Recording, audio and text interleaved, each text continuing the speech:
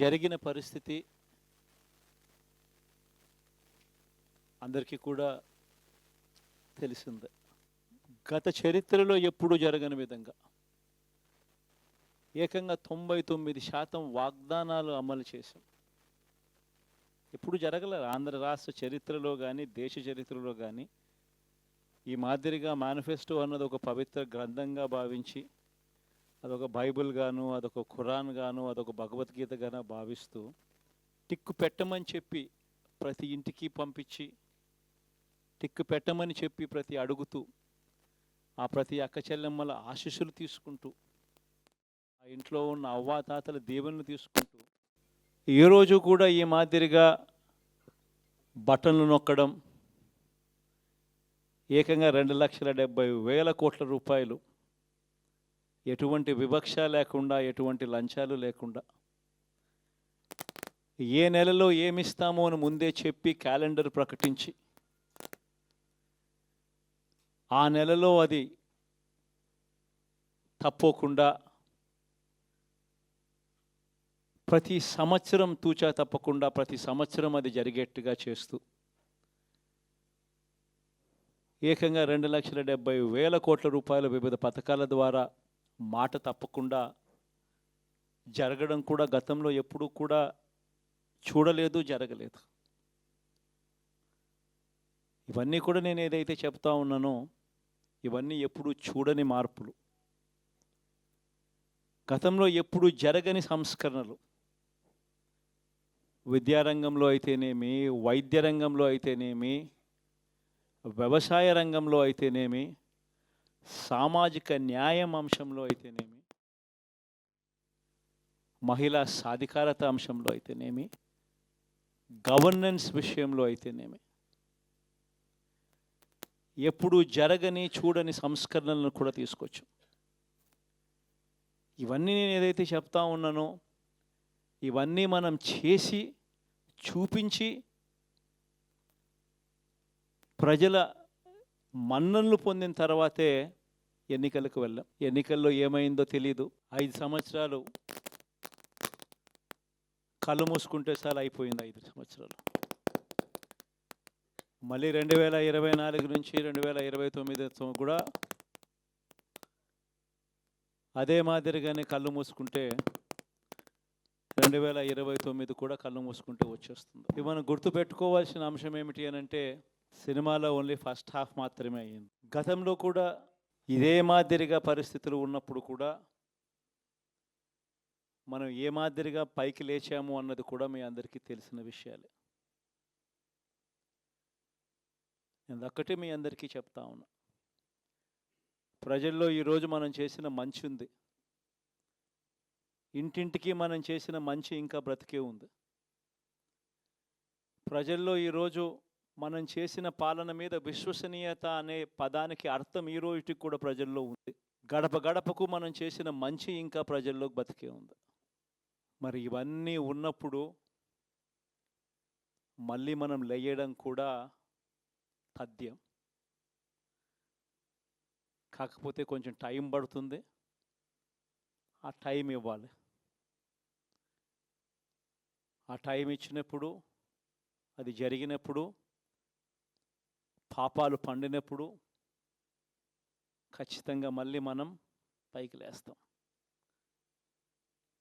ఈ విషయం ప్రతి ఒక్కరం కూడా గుర్తుపెట్టుకోవాలి. ఎందుకు ఈ మాట కూడా చెప్తా ఉన్నానంటే రాజకీయాలలో అన్నిటికన్నా ముఖ్యమైన అంశం క్యారెక్టర్, విలువలు, విశ్వసనీయత.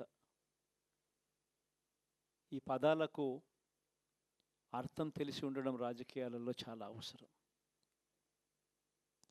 రాజకీయం అంటే ఎల్లవేళలా అధికారమే కాదు. అధికారంలో లేనప్పుడు కష్టాలు ఖచ్చితంగా వస్తాయి. కానీ ఖచ్చితంగా కష్టాలు వచ్చినప్పుడు మనం ఖచ్చితంగా ఏ రకంగా రియాక్ట్ అవుతామన్నది మన చేతుల్లో ఉంది.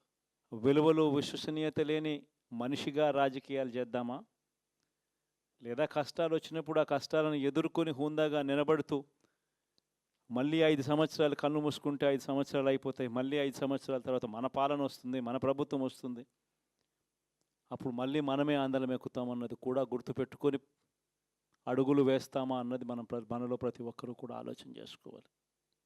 ఇదే మన ప్రభుత్వం అధికారంలో ఉన్నప్పుడు కులం చూడలేదు, మతం చూడలేదు, ప్రాంతం చూడలేదు, రాజకీయాలు చూడలేదు.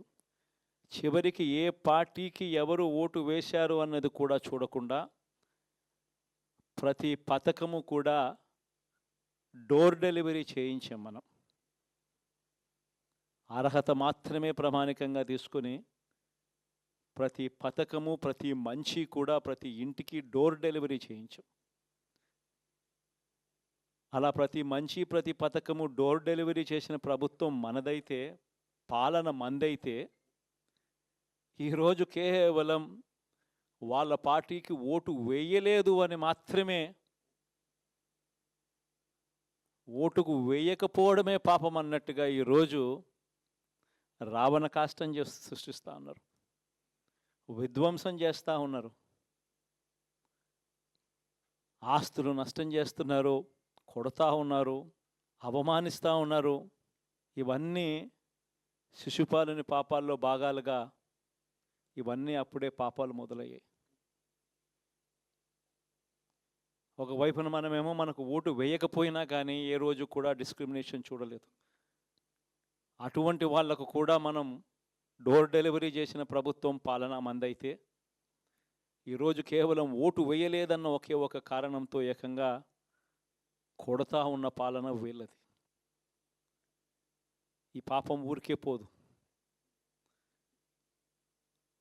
రెండవ పాపం చంద్రబాబుది కూడా అప్పుడే పండింది. బహుశా కేంద్రం ఈ రకమైన కేంద్రంలో ఈ రకమైన పరిస్థితులు బహుశా ఎప్పుడు ఉండిండవేమో.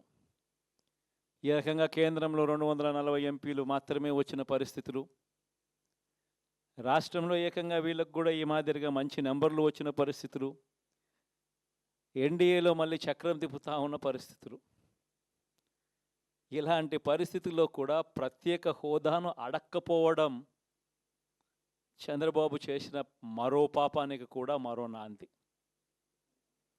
ఇలాంటి పరిస్థితుల్లో కూడా ప్రత్యేక హోదా మనం అడిగి తెచ్చుకోలేకపోతే రాష్ట్రంలో ఏ ఒక్క యువకుడు కూడా క్షమించడు చంద్రబాబు నాయుడు. మనం కొంచెం ఈ పాపాలు పండేదాకా మనం గట్టిగా దీన్ని నిలబడగలిగితే, ముందుకు తీసుకొని పోగలిగితే ఈ పోరాటాన్ని ఆటోమేటిక్గా శిశుపాలుని 100 పాపాలు ఫాస్ట్గా ఎరోడ్ అయిపోతాయి. కాబట్టి ప్రతి ఒక్కరూ ఈ విషయాలన్నీ గుర్తుపెట్టుకోమని కోరుతాం. ఇవన్నీ బహుశా నేను చెప్పేటివన్నీ కూడా మీ అందరికీ కూడా తెలియనేటివి కాదు. కేవలం నేను మీ అందరికీ గుర్తు మాత్రమే చేస్తా ఉన్నా. కష్టాలు రావడం అన్నది సర్వసహజం. కష్టాలు ఇలా మనం ఎదుర్కొని నిలబడడం అన్నది మన చేతుల్లో ఉన్న అంశం అన్నది మాత్రం ఖచ్చితంగా ప్రతి ఒక్కరూ గుర్తుపెట్టుకోమని మీ అందరితో కూడా కోరుతా ఉన్నా. శాసనసభలో, చట్టసభలో మీ సభే అన్నిటికన్నా ముఖ్యమైన సభ అవుతుంది. ఓటు వేయలేదు అన్న ఒకే ఒక కారణంతో మనుషుల్నే కొడతా ఉన్న పరిస్థితుల్లో, మనుషుల్ని అవమానిస్తూ ఉన్న పరిస్థితుల్లో, మనుషుల్నే బలవంతంగా ఆస్తి నష్టం చేస్తూ ఉన్న పరిస్థితుల్లో ఇక ప్రతిపక్షం ఉన్నది ఒకటే ఒక పార్టీ, ఆ పార్టీకి అవకాశం ఇవ్వాలా అన్న కనీస నైతిక విలువలు వాళ్ళు పాటిస్తారన్న నమ్మకం నాకైతే లేదు. కాబట్టి మీరు చేయాల్సిన పాత్ర గొప్పది, చాలా ఉంది అన్నది మాత్రం గుర్తుపెట్టుకోండి. రాబోయే రోజుల్లో యాక్టివిటీ లెవెల్స్ అనేది ఆటోమేటిక్లీ పెరుగుతాయి. రాష్ట్ర వ్యాప్తంగా ఉన్న కార్యకర్తలందరినీ ఎవరినైతే వాళ్ళు ఇబ్బందులు పెట్టారో ఖచ్చితంగా వాళ్ళందరికీ మనోధైర్యం ఇస్తూ వాళ్ళ గ్రామాలకు వెళ్ళి వాళ్ళకు తోడుగా ఉండే కార్యక్రమాలు చేసే కార్యక్రమాలు జరుగుతాయి. రాబోయే రోజుల్లో ఇంకా టైం గడిచే కొద్దీ ప్రజల్లోకి వెళ్ళే కార్యక్రమాలు ఇంకా ముమ్మరం అవుతూ పోతాయి.